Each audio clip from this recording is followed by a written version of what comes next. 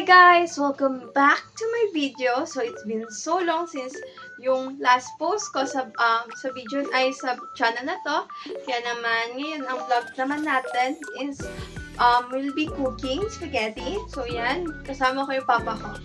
So see you guys on the preparation. Bye! So guys, ito yung mga ingredients. Sibuyas, yung bell pepper, yung garlic, tapos hot dog, tsaka giniling. Tapos baka mag-ano pa si Papa ng corned beef. Turn on na ni Papa yung stove para sa lulutuan natin. So ipipreheat na namin yung kawali para mamaya mainit na pag nilagay yung mantika. Okay. Kunin yung mantika, lagay sa stove later pag mainit na. Mainit na ba siya, Papa? Uy, ASMR. Okay, lalagyan na yung mantika kasi mainit na yung kawali. So, after nyan, babalik na yung mantika sa lagyan. Patis. Gamitan din natin siya ng patis mamaya. So, yan. Nahanda na ni Papa lahat ng mga gagamitin niya. Asan na yung mga sauce, Papa? Where's the sauce? Pasta. So, yan. Lalagyan na ni Papa yung garlic kasi mainit na yung mantika.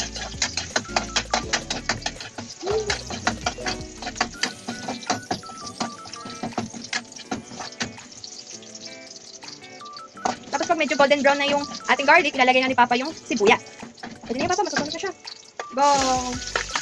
Ayan na. Ang bango niya guys. Super bango. Wala pa yan ha. Yan pa lang yun. Giniling. Giniling naman ang susunod. Ilalagay ni Papa. Ayan na. Ilalagay na ni Papa yung giniling. Woo! Hinaan lang ng konti yung ano niya para hindi masunog yung giniling. So yan, tinanong natin sa Papa sa pag-steer para hindi masunog.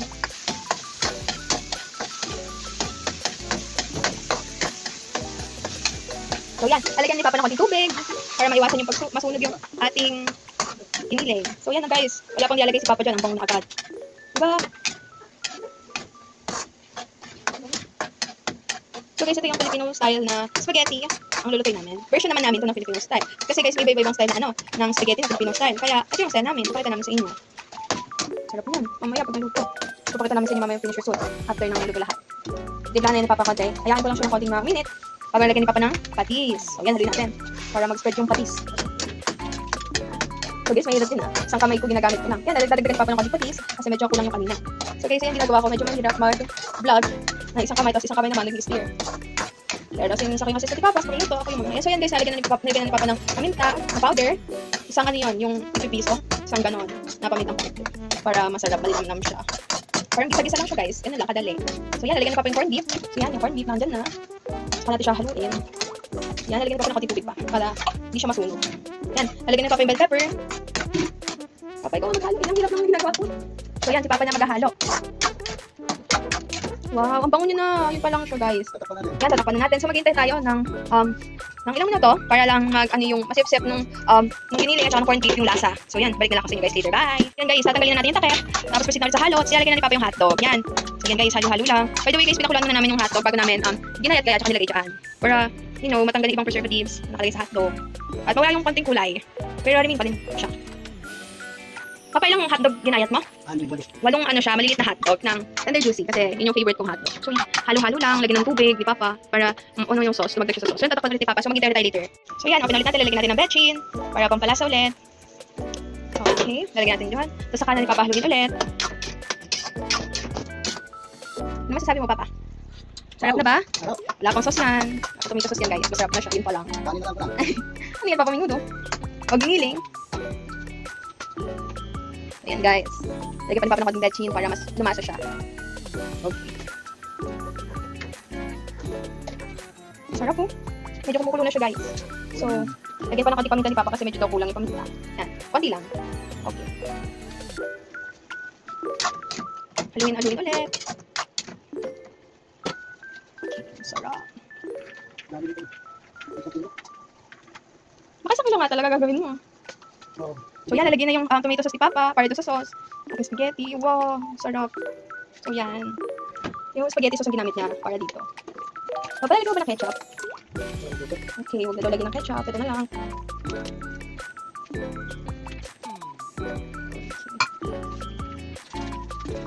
Okay. Lagyan natin.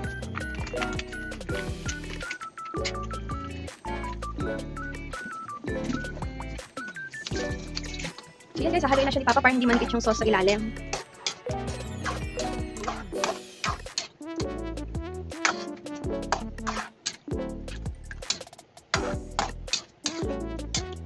Wow. Tingnan natin maluto yung sauce. Mabilis na naman maluto yung sauce, di ba, Papa? Wow. Kitang-kita mo talaga yung pagkalat ng ano. Papa, nakapagluto ko na ng pasta.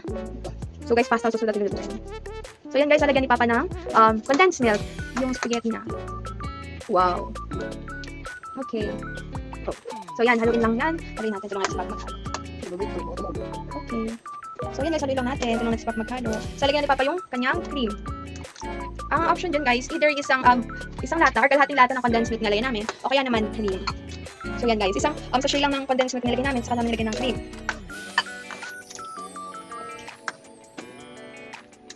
Yan, nalagyan na din namin yung iba na gatas para mas luminamnam siya. Dami namin inalagay kasi mahilig kami sa medyo sweet tasting ng spaghetti. Pero yung medyo creamy, you know guys. Okay, let's go. Steam mo na yan. Ang baho niya guys. Super bango. Pwede na. Sarap. What's that?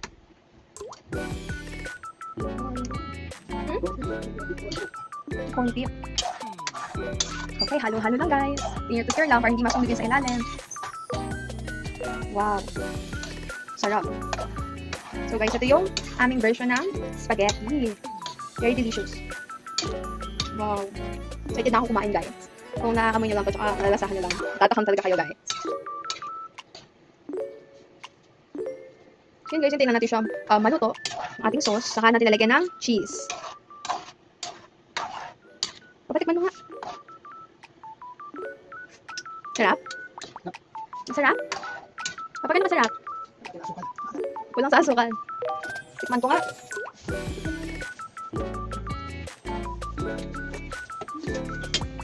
Sarap na siya guys. Nalagyan na ni Papa ng konting sugar para ma-satisfy talaga yung taste buds namin. Konting sugar lang guys. Yan. So, lagyan sa sugar. Kailangan natin siyang ito kumulo pa para nilagyan yung cheese. So, yung cheese guys, yung ginamit namin pampabalance ng tamis. So, yung pampaanat namin. So, yan. Nilagyan na ni Papa yung cheese. So, yung cheese. Yun na guys, kumukulo na siya. Nagbababas-babas na. Nalagyan ulit ni Papa. Para hindi ulit siya manikit. Yan, sarap.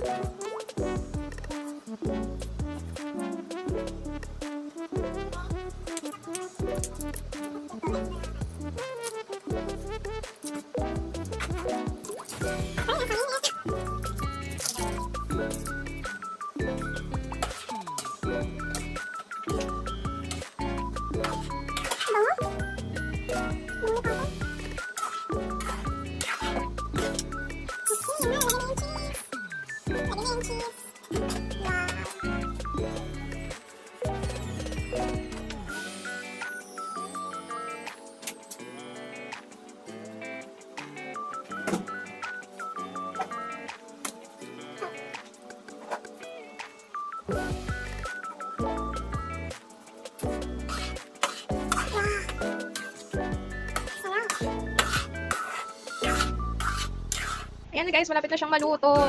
Excited na ako kumain. Pero iluluto pa namin yung pasta syempre. Hindi naman pwedeng sauce lang. Wow.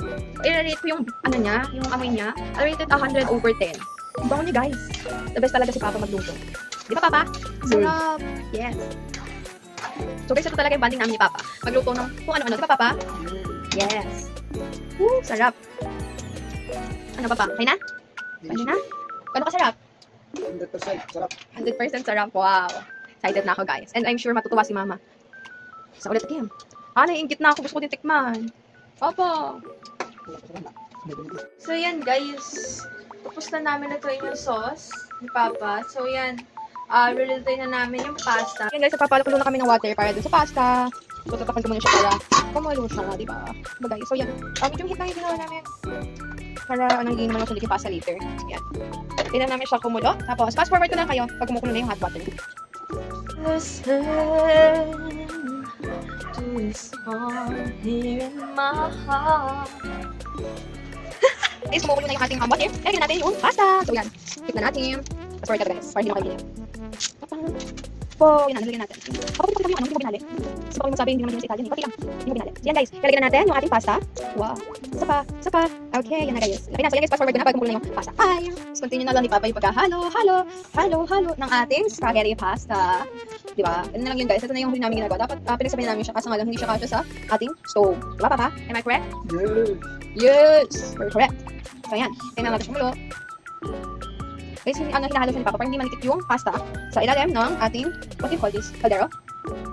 Caldero. Yan! Yan. Ito na natin tapos. Sisimula na siya. Kailangan natin medyo maging maganda yung consistency ng ating pasta kung hindi masyadong malabsak or hindi masyadong matigas naman. No. Just in the middle. Kasi ganun yung yung preference ko when it comes to pasta. So, yeah. Halo-halo natin. So, yan guys, baka mainip kayo. Fast forward ko na lang ulit. Guys, ito na siya. Pinatay na ni Papa yung kalan. Yan, pinatay na ni Papa yung kalan. Tapos, konting halo na lang. Tapos, i-strain na natin siya para matanggal yung water. Yan. Pwede na siya. Sarap yan. So, yun guys, kanina pala nakalimutan ko sabihin. Nilagyan na siya ni Papa ng oil, yung water, bago natin ilagay yung pasta.